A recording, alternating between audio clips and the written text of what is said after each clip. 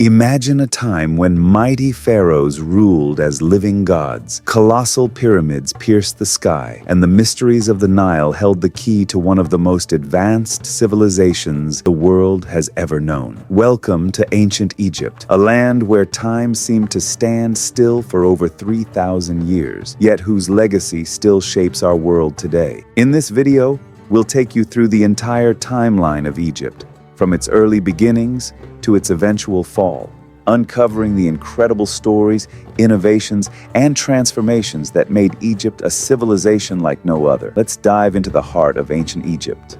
Our story begins long before the pyramids, around 6000 BCE, when small, scattered communities first settled along the Nile. Here, in this fertile land, ancient Egyptians began to shape the future of their civilization. With agriculture booming and the Nile providing life, these early settlers traded, crafted pottery, and began to understand the power of the river that ran through their world. Fast forward to around 3100 BCE, and Egypt's story truly begins. The legendary King Narmer, also known as Menes, unified Upper and Lower Egypt, founding the first dynastic rule. The unification of these two regions laid the groundwork for a civilization that would last for millennia. Narmer also established Memphis as the capital, making it the beating heart of Egypt's political and cultural life. This period wasn't just about politics.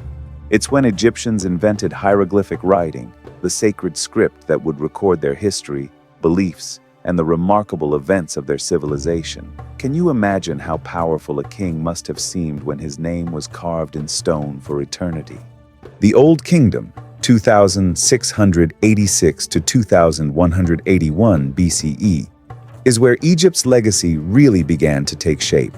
This was the era of the pyramids, the most enduring symbols of Egypt's grandeur.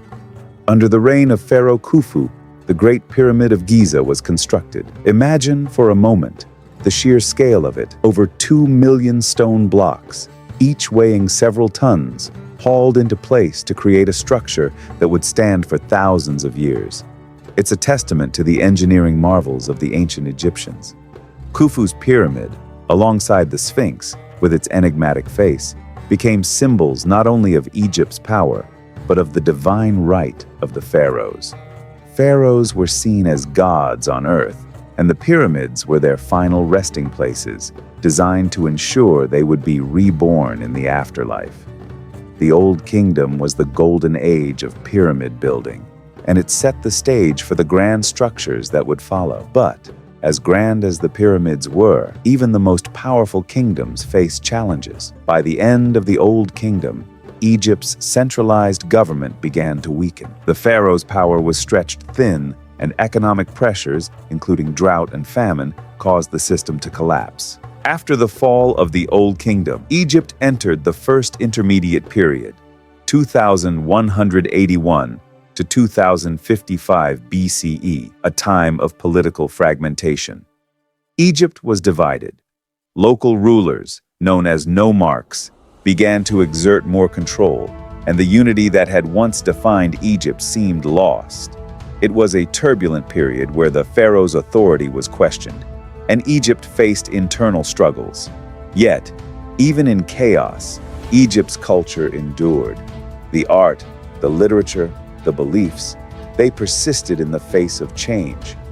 It was during this time that the coffin texts emerged, giving us more insight into how the Egyptians viewed the afterlife, an important theme that would evolve throughout their history. It's amazing to think that even in times of crisis, the Egyptians maintained their connection to the divine and their cultural heritage. By 2055 BCE, Egypt found its way back. The Middle Kingdom, 2055 to 1650 BCE, was a period of rebirth, a golden age of stability. Mentuhotep II was the pharaoh who reunited Egypt, and under his leadership, the country began to flourish again. The Middle Kingdom is often considered one of Egypt's most remarkable periods. The pharaohs of the Middle Kingdom were not just conquerors, they were builders and reformers. They constructed monumental temples, expanded Egypt's borders into Nubia, and developed sophisticated trade networks that brought goods from as far as the Levant and Punt. They didn't just conquer, they integrated and innovated. Perhaps the most striking change during this time was the shift in how the Egyptians viewed the afterlife. During the Old Kingdom, only the elite had access to the afterlife. But in the Middle Kingdom, belief in life after death became accessible to more people. The emphasis on personal immortality became a cornerstone of Egyptian belief. However, just as Egypt seemed to be at the peak of its power, the country faced new challenges. Around 1650 BCE, Egypt entered the Second Intermediate Period, an era marked by the invasion of the Hyksos, foreign rulers from the east. The Hyksos introduced horses, chariots, and advanced bronze weaponry, which gave them a military edge over the Egyptians. For a century, they ruled northern Egypt and disrupted the established order. But Egypt wasn't down for long.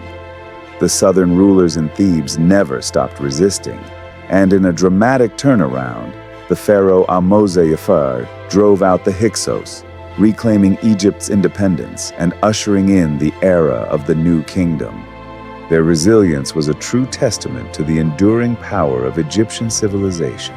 Thutmose's victory set the stage for the New Kingdom, 1550 to 1070 BCE, an era that would see Egypt reach the height of its power and influence. The New Kingdom is often described as Egypt's imperial age. It was a time of military expansion, monumental building projects, and religious upheaval. Hatshepsut, one of Egypt's most famous pharaohs, rose to power, and her reign was marked by prosperity. She wasn't just a ruler. She was a visionary who expanded trade routes, sent expeditions to faraway lands, and built some of Egypt's most impressive structures, including her temple at Deir el-Bahri. After Hatshepsut, Thutmose III, her stepson, continued Egypt's imperial expansion, leading campaigns that stretched Egypt's borders to their greatest extent. Egypt became the dominant power in the Near East, controlling vast territories and amassing incredible wealth.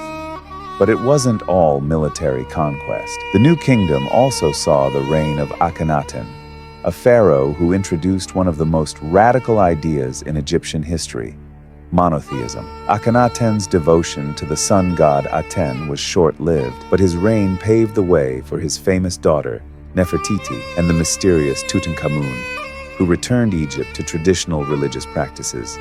And then came Ramses II, known as Ramses the Great.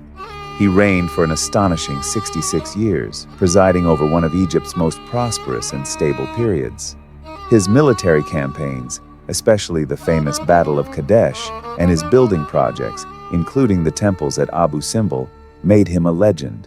His name would become synonymous with the power of Egypt itself. After the reign of Ramses II, Egypt's power began to slowly fade. The empire fractured, weakened by invasions, internal conflicts, and the rise of foreign powers. By 1070 BCE, Egypt had entered a period of fragmentation known as the Third Intermediate Period. In the centuries that followed, Egypt faced invasions from the Sea Peoples, the Libyans, and eventually the Persians. Then, in 332 BCE, the great conqueror, Alexander the Great, swept through Egypt, marking the end of the native pharaohs. Under Alexander's rule, Egypt became a part of the Ptolemaic Dynasty, ruled by the Greek Ptolemies, including the famous Cleopatra VII, the last pharaoh of Egypt. In 30 BCE, after Cleopatra's defeat by Rome, Egypt finally fell to the Roman Empire. But even in the face of conquest, Egypt's cultural legacy. That's all for this video. If you want to see more content just like this, consider subscribing and leaving a like. Anyways, bye.